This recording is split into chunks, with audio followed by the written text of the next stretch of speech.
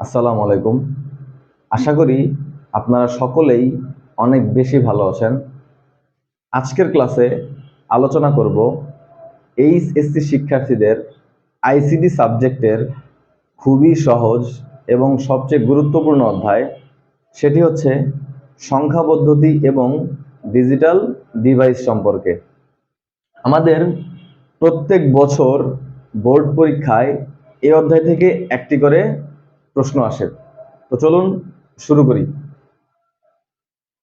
সংখ্যা পদ্ধতি অর্থাৎ যাকে আমরা ইংরেজিতে বলি নাম্বার সিস্টেম। এখন আমরা জানব যে সংখ্যা পদ্ধতি কাকে বলে, সংখ্যা পদ্ধতি কয় প্রকার এবং এই প্রকারভেদের মধ্যে কি কি রয়েছে। সংখ্যা পদ্ধতির সংজ্ঞাটা হচ্ছে এরকম: যে পদ্ধতিতে সংখ্যা প্রকাশ করা হয় তাকে সংখ্যা পদ্ধতি বলে। এটি হচ্ছে সংখ্যা পদ্ধতির সবচেয়ে সহজ এবং মনে রাখার জন্য খুবই কার্যকরী একটা সংজ্ঞা। দেন সংখ্যা পদ্ধতি হচ্ছে দুই প্রকার, একটি হচ্ছে স্থানীয় সংখ্যা পদ্ধতি, অন্যটি হচ্ছে অস্থানীয় সংখ্যা পদ্ধতি।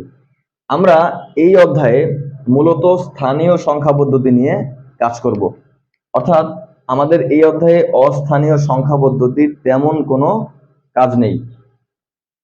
অস্থানীয় সংখ্যা পদ্ধতি হচ্ছে যে রোমান সংখ্যা এবং টেলি চিহ্ন, এগুলো হচ্ছে আমাদের অস্থানীয় সংখ্যা পদ্ধতি। দেন আমাদের স্থানীয় সংখ্যা পদ্ধতির মধ্যে আবার চারটি প্রকারভেদ রয়েছে।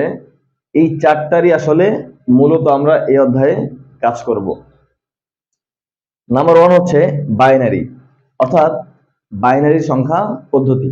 আমাদের বাইনারি সংখ্যা পদ্ধতিতে অনলি দুইটি অঙ্ক ব্যবহার করা হয়, 0 এবং 1, এবং বাইনারি সংখ্যা পদ্ধতির বেস হচ্ছে আমাদের 2। আমরা যখন অঙ্ক করব রূপান্তরের, তখন আমাদের এই বেসগুলা মনে রাখা খুবই গুরুত্বপূর্ণ। দেন হচ্ছে আমাদের অক্টাল সংখ্যা পদ্ধতি। আমাদের অক্টাল সংখ্যা পদ্ধতিতে 8টি অঙ্ক ব্যবহার করা হয়। এগুলো হচ্ছে 0, 1, 2, 3, 4, 5, 6, 7।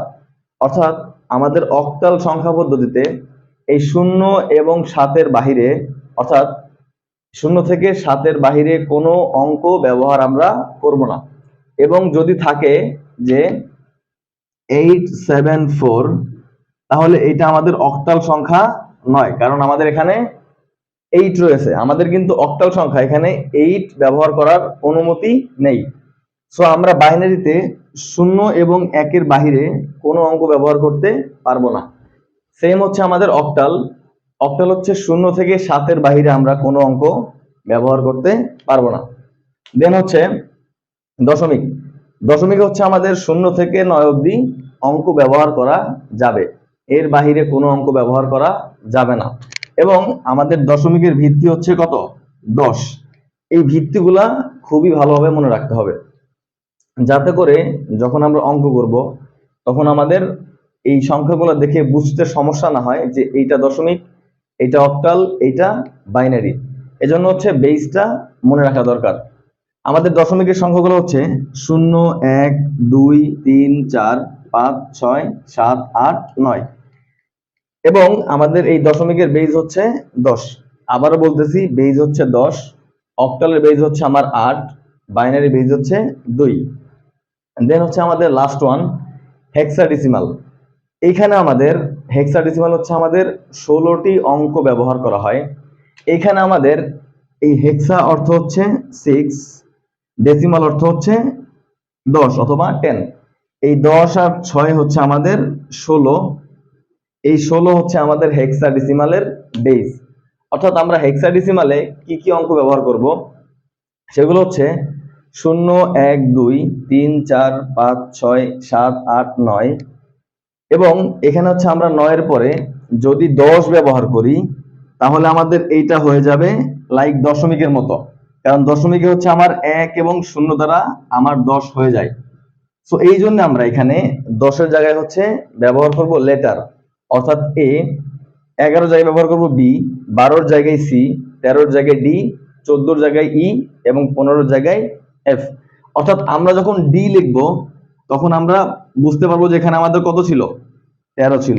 দেন এরকম আবার যখন সি লিখবো তখন এখানে আমার কত ছিল, 12। আমাদের এই লেটারগুলো আসলে লেখার প্রয়োজন হচ্ছে যাতে আমাদের দশমিক এবং হেক্সাডেসিমাল সংখ্যাগুলো এক হয়ে না যায়। যেহেতু আমাদের 0 এবং 9 এর বাহিরে কোনো সংখ্যা নাই, সো সেহেতু আমাদের হেক্সাডেসিমালে যদি আমি 12 লিখি তাহলে আমার এটা কাইন্ড অফ দশমিক হয়ে যায়, কারণ দশমিকে 1 আর 2 হচ্ছে আমাদের 12। তো এই ছিল হচ্ছে আমাদের স্থানীয় সংখ্যা পদ্ধতির 4টি প্রকারভেদ। আমি আবার রিপিট করি, বাইনারি হচ্ছে 2টি অঙ্ক ব্যবহার করা হয় এবং আমাদের বেজ হচ্ছে 2। অক্টাল হচ্ছে আমরা 8টি অঙ্ক ব্যবহার করি, এখানে আমাদের বেজ হচ্ছে 8। দশমিকে আমরা 10টি অঙ্ক ব্যবহার করি, এখানে আমাদের বেজ হচ্ছে 10। হেক্সাডেসিমালে আমরা 16টি অঙ্ক ব্যবহার করি, এখানে হচ্ছে আমাদের বেজ হচ্ছে 16। এবং আমরা এখানে এ দ্বারা বুঝাই 10, বি দ্বারা বুঝাই 11, সি দ্বারা বুঝাই 12, ডি দ্বারা 13, ই দ্বারা 14, এফ দ্বারা 15।